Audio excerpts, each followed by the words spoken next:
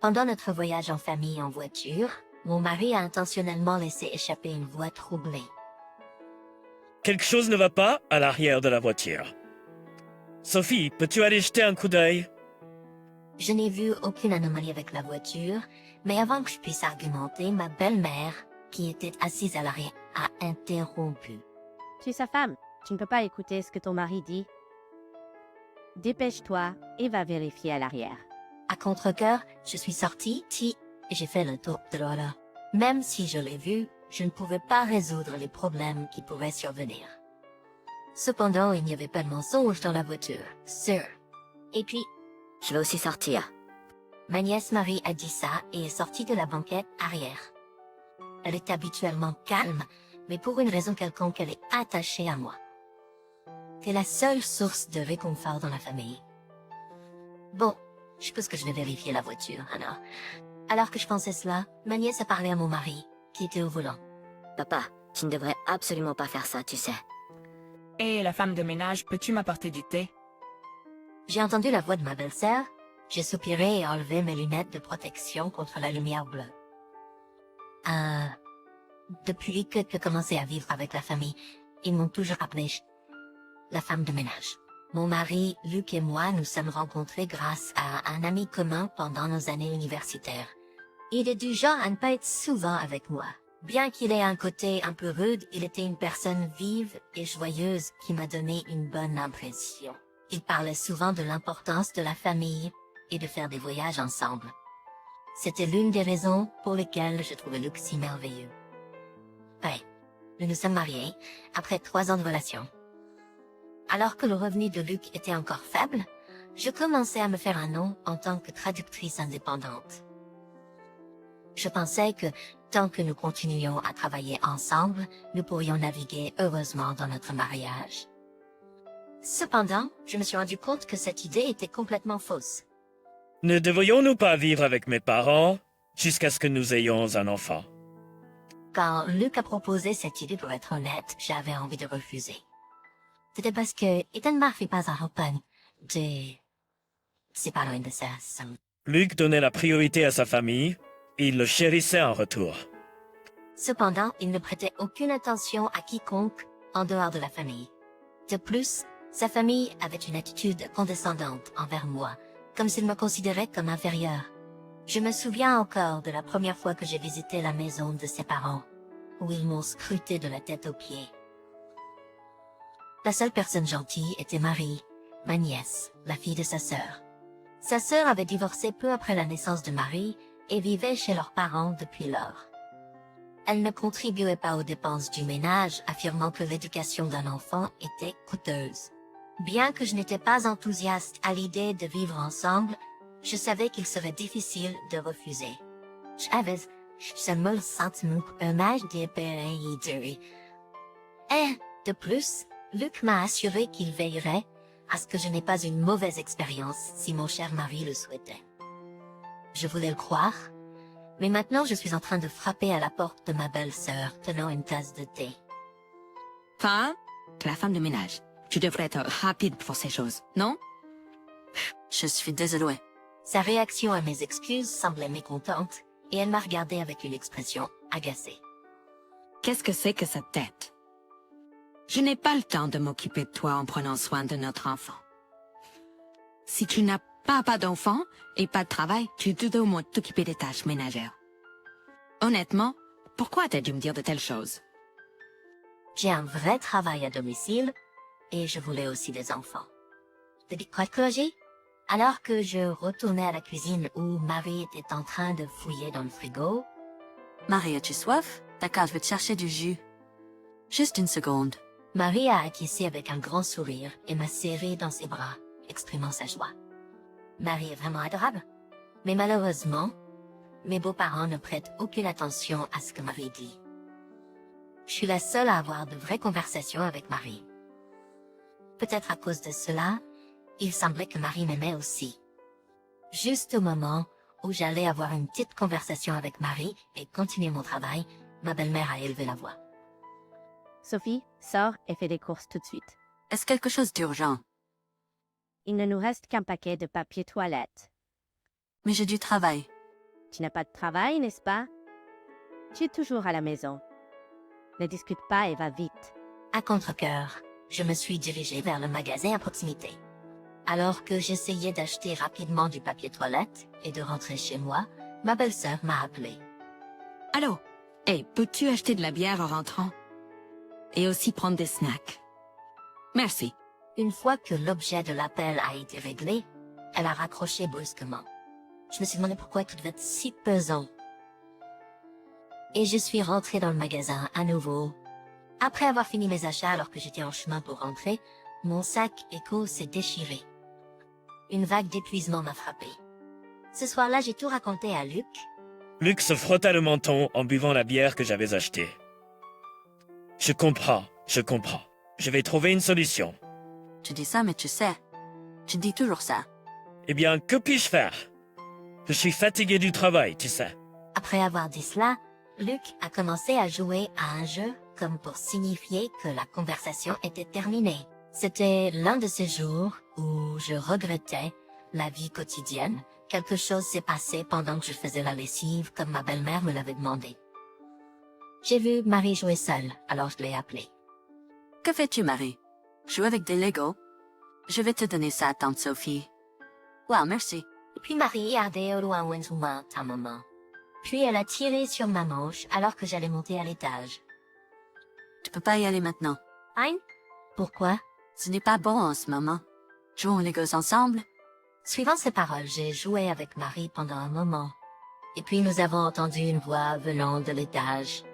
Et il y a un insecte. Viens ici. Peux pas faire quelque chose? Ah non. Laisse la femme de ménage s'en occuper.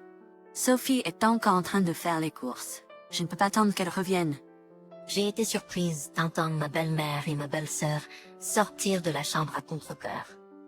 Marie semblait s'amuser sans prêter attention à ce qui avait été dit plus tôt. Après cela, d'autres choses étranges se sont produites. Quand j'ai suivi les instructions de Marie, il semblait que j'ai pu éviter des situations désagréables ou que de bonnes choses se produisent de manière inattendue. Au début, je pensais que c'était juste une coïncidence. Mais ça s'y compte pour Allgird, Hunkbird. Alors j'ai commencé à penser que Marie pourrait avoir un pouvoir mystérieux. Une nuit, alors que je travaillais dans ma chambre, j'ai soudain entendu un bruit. Une nuit, alors que je travaillais dans ma chambre, j'ai soudain entendu frapper à la porte. Me demandant ce que ça pouvait être, j'ai ouvert la porte et j'ai trouvé mes beaux-parents debout là, avec des sourires sur leur visage. Sophie, nous pensons partir en voyage bientôt. Ah vraiment? Vous partez tous les deux ensemble? Oh, que dis-tu? C'est un voyage en famille.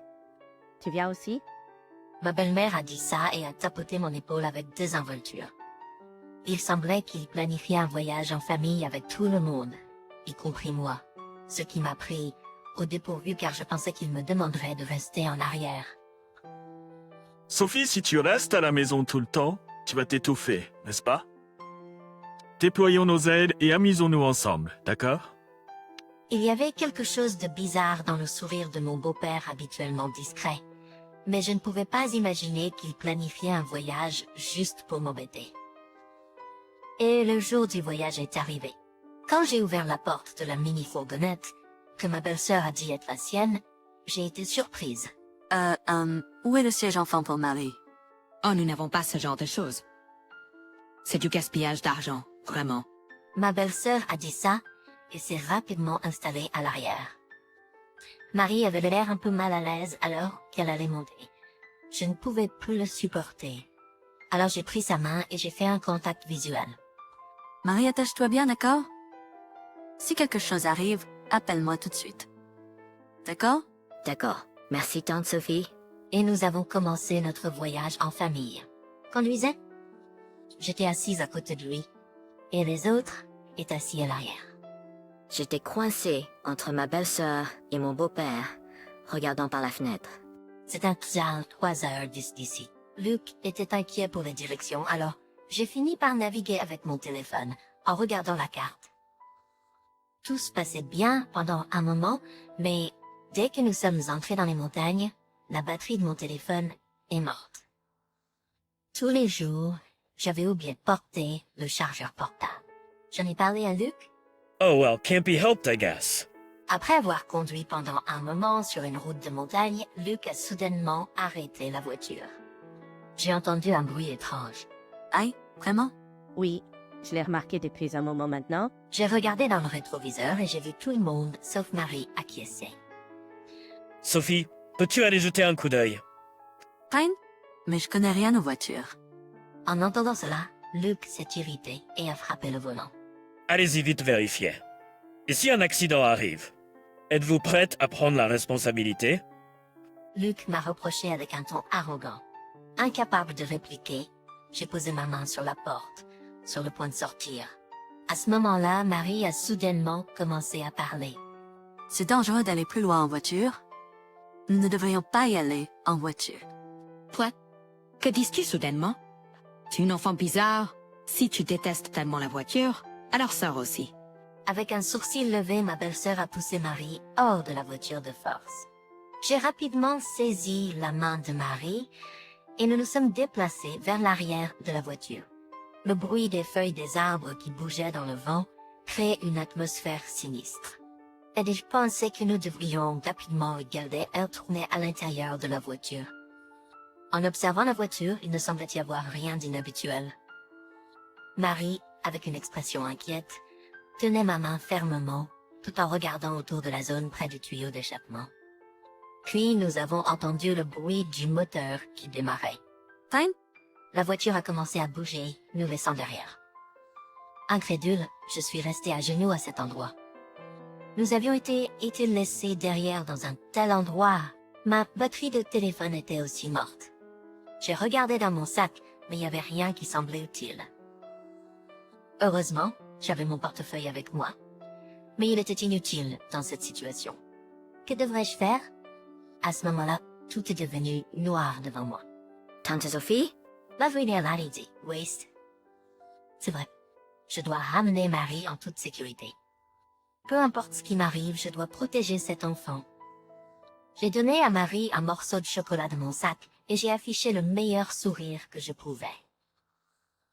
Rentrons à la maison. Marie a fortement aidé. Nous sommes tenus le main et avons descendu le sentier de montagne. Après un moment, Marie a pointé du doigt un sentier de jeu. Mais ce qui se trouvait était une forêt dense. Y entrer et se perdre serait extrêmement dangereux. Cependant, continuer sur le sentier de montagne prend un coup de temps. Heureusement, le soleil était encore haut dans le ciel. Je m'inquiétais aussi de l'endurance de Marie. Peut-être que ce sentier de jeu pourrait être raccourci. De plus, Marie m'avait protégé plusieurs fois auparavant. J'ai décidé de faire confiance à l'intuition de Marie et j'ai choisi le sentier de jeu. Nous avons marché en chantant pour masquer notre peur. Il semblait que la forêt était habitée par des créatures car nous avons aperçu des écureuils et des ratons laveurs courir. Elle était le mail plus agréable. Et puis, au bord de la forêt, nous avons trouvé un arrêt de bus. Marie et moi nous sommes regardés et avons embarqué dans le bus qui est arrivé juste à temps. Ensuite, nous sommes rentrés chez nous tant bien que mal. Marie semblait épuisée et s'est endormie après avoir bu un peu de jus. Je ne pouvais pas rester plus longtemps dans cet endroit et j'ai commencé à faire mes bagages pour partir. Une fois mes bagages faits, j'ai vérifié mon téléphone et j'ai vu une avalanche de notifications. Il y avait de nombreux messages attachés de Luc. En regardant les images, j'ai vu de la fumée s'échapper de l'arrière de la voiture. Il était clair que la voiture était en panne. En résumé, le message vocal de Luc disait que apparemment, on avait pas de problème à conduire avec eux. Donc même si la voiture tombait en panne, il pouvait pas appeler à l'aide. De plus, mes beaux-parents et ma belle-sœur n'avaient pas de bébé non plus. Non seulement pas les papiers n'a pas une préparant pas conduire. Cependant, lorsque la police est arrivée, Luc a paniqué et a fui la scène. Naturellement, il a été immédiatement arrêté et a dû payer une amende. La police leur a donné un trajet jusqu'à la station la plus proche, mais ils n'avaient aucun moyen de transport par la suite. Aller à destination ou rentrer à la maison est devenu difficile. En d'autres termes, la seule personne sur qui ils pouvaient compter dans cette situation était moi. Quel homme irresponsable. Je pouvais sentir ma colère monter en moi. Et enfin, j'ai compris le sens de ce que Molly avait dit. C'est dangereux d'aller en voiture. Pendant que j'étais perdue dans mes pensées, un autre appel est arrivé de Luc. Oh, enfin ça a marché. Sophie, s'il te plaît, aide-moi. Si tu es rentré à la maison, viens me chercher avec mon permis. Eh bien, je m'en fiche. En plus, je viens de rentrer et je peux pas bouger. Molly est aussi fatiguée et endormie. S'il te plaît, ne dis pas ça. Je t'en supplie. Viens tout de suite. S'il te plaît, ne dis pas ça. Je t'en supplie. Viens tout de suite. C'est ridicule. Ne m'appelle plus. Elsa, Sans attendre la réponse de mon mari, j'ai raccroché et éteint mon smartphone. Tante Jessica, qu'est-ce qui va pas? Désolée de t'avoir réveillée. On y va ensemble? Et ainsi, j'ai pris Marie et je me suis dirigée vers la maison de mes parents. Après avoir discuté avec mes parents, nous avons décidé d'embaucher un avocat et de poursuivre le divorce. Quelques jours plus tard, lorsque Luc et les autres ont réussi à rentrer par eux-mêmes, je leur ai annoncé le divorce et ils ont accepté. Et il semblerait qu'ils étaient en colère contre ne pas être venus les aider. Au début, Luc a résisté à payer une pension alimentaire. Mais quand j'ai présenté des preuves de ses achats avec ma carte de crédit, il a rapidement changé d'avis.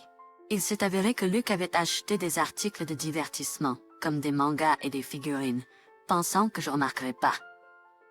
Le montant total s'élevait à environ 30 000 $. Sophie, regardes-tu cela? Oh, vraiment? Juste quelques jours après avoir prononcé de tels mots de défiance, Luc et mes beaux-parents sont venus pleurer vers moi. Et c'était tout à fait normal. Après tout, j'avais contribué à mes propres revenus aux dépenses du ménage chez eux. Il n'y avait aucun moyen que le salaire de Luc puisse couvrir leurs dépenses de vie. Je suis entrée dans la maison de mes beaux-parents après longtemps, prête à discuter. Tout le monde était regroupé ensemble, évitant mon regard. La seule qui m'a accueillie avec un sourire était Marie, qui était t'es revenue chez mes beaux-parents. Il semble que tu n'aies pas d'argent. Je suis désolée. Je m'excuse pour tout ce qui s'est passé. De quoi parles-tu? Tout d'abord, tu as l'obligation de me verser une pension alimentaire. Comptes-tu également ignorer cela? Eh bien, Dans ce cas, s'il te plaît, laisse-moi adopter Marie. Si tu acceptes, je renoncerai à la demande de pension alimentaire. Quoi? Alors que peux-tu faire? As-tu d'autres suggestions? quand j'ai dit ça, tout le monde s'est tu. J'ai regardé Marie et elle a fait signe de la tête. Dans ce cas, s'il te plaît, laisse-moi adopter Marie. Si tu acceptes, je renoncerai à la demande de pension alimentaire. Quoi? Mes beaux-parents avaient tous des expressions surprises sur leur visage. Il y a environ 6 mois, Marie avait dit « Ce serait tante Sophie et maman vie 10. » Oui, je deviendrai l'enfant de tante Sophie. Ce serait bien si tante Sophie était ma maman. J'ai toujours voulu des enfants et je chérissais Marie tendrement. C'est pourquoi j'avais parlé à Marie de la possibilité qu'elle devienne mon enfant. Marie a immédiatement accepté ma proposition. Et quant à la vérité derrière cet incident, il s'est avéré incroyablement absurde et sans signification. Il semblait qu'ils avaient prévu de me laisser derrière eux dans les montagnes après avoir prétendu partir en voyage en famille. Tout cela dans le but de me rendre une épouse plus soumise. Cela fait 5 ans depuis. Namaste. D'accord, j'arrive. Ça sent délicieux. Je vais préparer les assiettes. Maman, c'est tellement beau. Maman, c'est une recette qu'un de mes clients m'a apprise récemment. J'étais libérée du stress et des tâches de mes anciens beaux-parents, et je progressais dans mon travail. Le pouvoir mystérieux de Marie existe toujours aujourd'hui. Parfois, elle me donne des conseils concernant mon travail, et à chaque fois que je suis ses suggestions, les choses se passent bien. Mais même si le pouvoir de Marie venait à disparaître à l'avenir, elle resterait ma fille bien-aimée. J'ai tendu la main et caressé doucement la tête de Marie. Hey Marie, que dirais-tu de partir en voyage avec maman bientôt? Hein? Voyage. Oui, bien sûr. Peut-être le mois prochain, ou quelque chose comme ça. Qu'en penses-tu? Oui, bien sûr. Tant que ce n'est pas en voiture. Tu as raison. Peut-être en avion. Marie et moi avons échangé des sourires.